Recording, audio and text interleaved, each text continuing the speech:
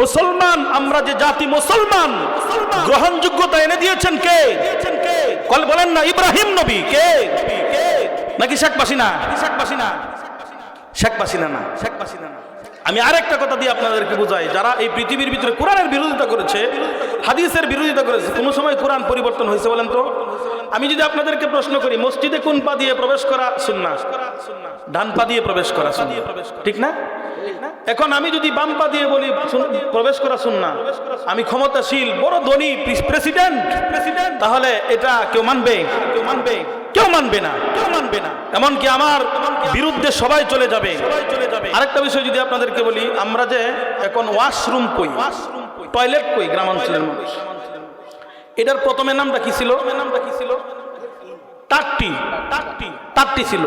টাট্টির থেকে লেফটিন থেকে বাথরুম থেকে ওয়াশরুম। এখন এটার কয়েকটা নাম পরিবর্তন হয়েছে না? দুনিয়ার জিনিস, কোরআনের ভিতরে এটা নির্ধারিত, এই নামই বলতে হবে, এটা নাই। তাই পরিবর্তন হইলে সমস্যা নাই, কিন্তু যেই সমস্ত বিষয় কোরআনের ভিতরে আল্লাহ পাক নির্ধারণ করেছেন, এগুলা কোনো স্বৈরা শাসক যদি পরিবর্তন করতে চায়, কোরআন এবং সুন্নাহের বিপরীত করতে চায়, আল্লাহ তাআলা এদেরকে ছাড় দেন, কিন্তু ছেড়ে দেন না। সময় এমন একটা আসে, বাংলাদেশের ভিতরে কোনো ঠাঁই হয় না, বাবা ঠিক না ঠিক? সারা বাংলাদেশের বাউন্ডারির ভিতরে কোনো ঠাঁই হয় না, বাউন্ডারির বাহিরে আল্লাহ তাআলা নির্লজ্জ অবস্থায়, বেহায়া অবস্থায় বসবাসের সুযোগ দেন। কাছে পাইলেই ফাঁসির কাস্টে ঝুলান, ঠিক না ঠিক? মুসলমান বাবাজিরা, আমি একটা কথা বলতেছিলাম, আমাদের নবীকে আল্লাহ তাআলা এমনিতেই পাঠাইছেন নাকি কেউ দরখাস্ত করে এনেছেন? মনে আছে নাকি আপনারা? এটা মূল আলোচনা, কিন্তু মনে রাখবেন, যেদিকেই যায় মূলে আসতেই হবে। একটা উদাহরণ দিলে আপনারা এই বিষয়টা আরো সুন্দর করে বুঝবেন। উদাহরণটাকে দিব। এক পরিবারের একমাত্র একটা কন্যা সন্তান। ও ভাই বড় লোক, হাঁটি পা করে তার মেয়েটা বড় হয়ে গেল, আর মেয়েও নাই ছেলেও নাই, একমাত্র একটা কন্যা সন্তান। পর্যাপ্ত বয়স হওয়ার পর এদিক সেদিক থেকে বিবাহের প্রস্তাব আসে, একদিক মিলে অন্য দিক মিলে না, পরিবেশ সম্মত পাত্র পায় না, বিবাহ দিতে পারে না। নির্দিষ্ট স্থান থেকে প্রস্তাব আসার পর 5টা দিক তার সাথে মিলে গেল। বলতেছে ছেলেকে, এসে আমার মেয়ে যদি দেখে পছন্দ হয় বিবাহ দিব, সমস্যা নাই। বাবাজিরা, নির্দিষ্ট সময়ে পাত্র চলে আসলো, পাত্রের সাথে আসলো তার খালু, অতিথি মহলের ভিতরে বসা। মেয়ের বাবা নির্দিষ্ট সময়ে তাদের সাথে কথোপকথনে আসতে সে ইচ্ছা করলো। সামনে অগ্রসর হওয়ার পর যেই ছেলে তার মেয়েকে বিবাহ করবে, তার সাথে একটা মুরব্বী মানুষ আসলেন। মুরব্বী মানুষ কথা বলতেছে, বিবাহের দিকে কথা অগ্রসর করে নিচ্ছে। এক পর্যায়ে মেয়ের বাবা জিজ্ঞাসা করতেছে, ভাই ছেলের আপনি কি হন? ও ছেলের আমি খালু। সে বলতেছে, আমার মেয়েটা কি এতই সস্তা হয়ে গেছে? ছেলের সাথে ছেলের খালু আসছে, এই আলাপ আমি বিয়ে দেবো? কি জন্য? তার তো বহুত সম্পদ। এই সম্পদ একমাত্র মেয়েই পাবে, অন্য খাতে অন্য কোথাও খরচ হবে না, কেউ নিতে পারবে না। হ্যাঁ, তো আরো 440, গরম শরীর, ধনী মানুষ, আরো টাকা পয়সা অন্য কেউ নিবে না, এই মেয়ের জামাই পাবে, অন্য কেউ পাবে না।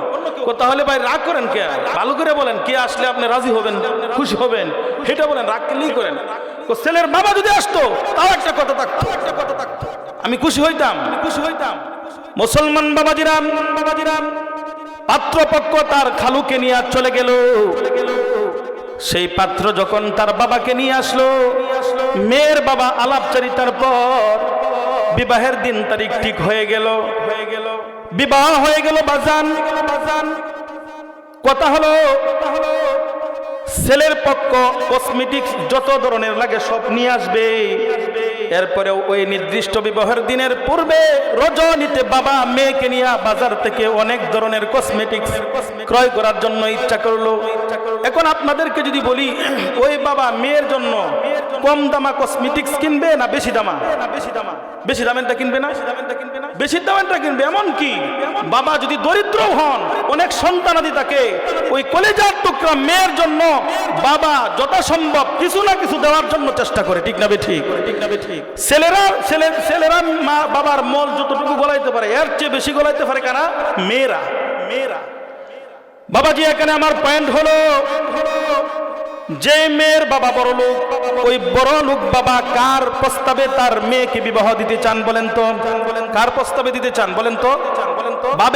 বাবার প্রস্তাবে তিনি রাজি হন, খুশি হন, মেয়েকে পাত্রস্থ করতে চান, ওই ঘরের ভিতরে ছেলের কাছে বিবাহ দিতে চান। কার প্রস্তাবে বলেন তো?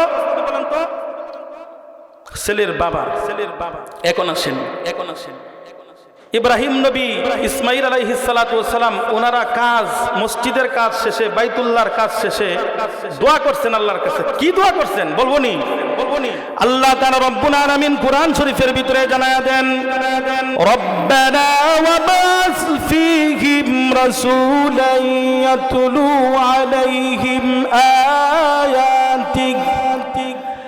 آياتك ويعلمهم الكتاب والحكمة إنك أنت العزيز الحكيم الله أكبر এই আয়াতের অর্থ হলো ইব্রাহিম নবী কি বলেন তো? খলিলুল্লাহ, তিনার সন্তান, একমাত্র একটা সন্তান ইসমাইল আলাইহিস সালাতু ওয়াস সালামকে আল্লাহ তাআলা যাবিহুল্লাহ নামে কোরআন শরীফ এবং হাদিস শরীফের ভিতরে উল্লেখ করেছেন। আর ওই স্থানটা কোথায়? মার্কাজটা হলো বাইতুল্লাহ। ইব্রাহিম নবী খলিলুল্লাহ, পার্শ্বে বসা যাবিহুল্লাহ, মার্কাজ যে বৈঠকের স্থান ওইটা হলো বাইতুল্লাহ।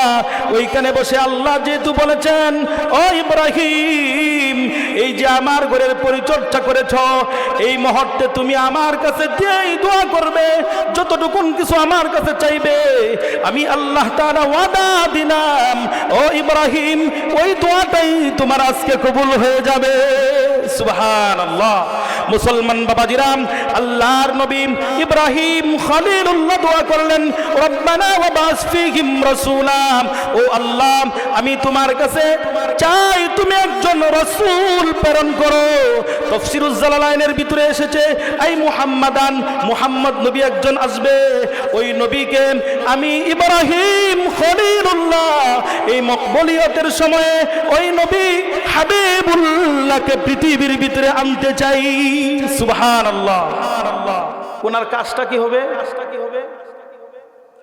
একটু আগে আপনাদেরকে বলছিলাম, জাতির পিতাকে কথা কন না করে ইব্রাহিম আলাইহিস সালাম।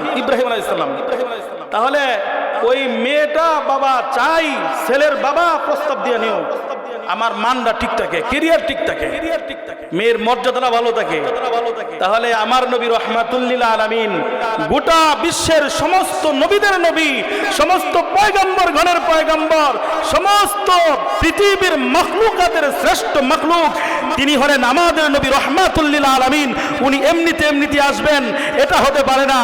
দাওয়াত দিয়ে এনেছেন, দোয়া করে এনেছেন কে? জাতির পিতা ইব্রাহিম।